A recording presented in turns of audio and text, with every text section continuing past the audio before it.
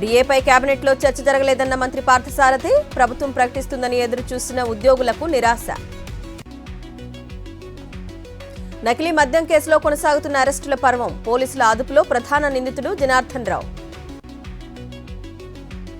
నకిలీ మద్యంపై టీడీపీ మంత్రుల అంతర్గత చర్చ, ఎమ్మెల్యేల బెల్ట్ షాపులు నడుపుతున్నారన్న నారా లోకేష్. మెడికల్ కళాశాలల ప్రైవేటీకరణకు వ్యతిరేకంగా వైఎస్ఆర్సీపీ ప్రజా ఉద్యమం, శ్రీకాకుళంలో కోటి సంతకాల కార్యక్రమం, పోస్టర్ రిలీజ్ చేసిన గొర్లె కిరణ్ కుమార్.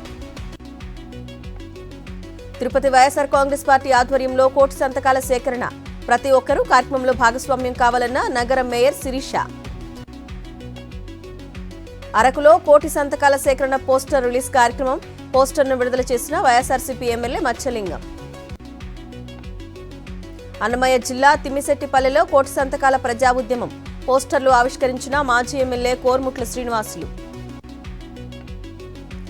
కూటమి అధికారంలోకి వచ్చాక పేదలకు వైద్య విద్య దూరమవుతోంది, ప్రొద్దుటూరు మాజీ ఎమ్మెల్యే రాచమల్లు శివప్రసాద్ రెడ్డి మండిపాటు. శ్రీకాకుళం జిల్లా నర్సన్నపేటలో కోటి సంతకాల సేకరణ పోస్టర్ రిలీజ్, మెడికల్ కాలేజీల ప్రైవేటీకరణకు వ్యతిరేకంగా వైఎస్ఆర్సీపీ పోరుబాట.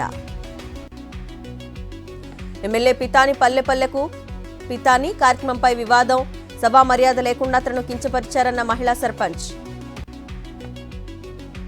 అల్లూరు సీతారామరాజు జిల్లా లుంగపర్తిలో ఆదివాసీలకు వాగు కష్టాలు, ఓను కొండకు వెళ్లే వాగుపై వంతెన నిర్మించాలని గిరిజనుల డిమాండ్.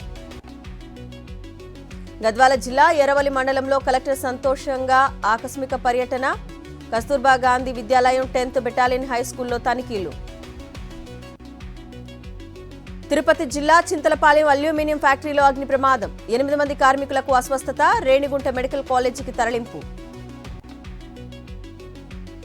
టీడీపీ నేతల జంట హత్యలతో తమకు సంబంధం లేదన్న మాచర్ల మాజీ ఎమ్మెల్యే, తమను కేసులో అక్రమంగా ఇరికించారన్న పిన్నెల్లి విచారణకు హాజరు. శ్రీశైలం దేవస్థానంలో స్వామి అమ్మవార్లకు ఘనంగా ఉయ్యాల సేవ, అశేష భక్తవాహిని జయ జయధ్వానాల నడుమ మహాగణపతి పూజ.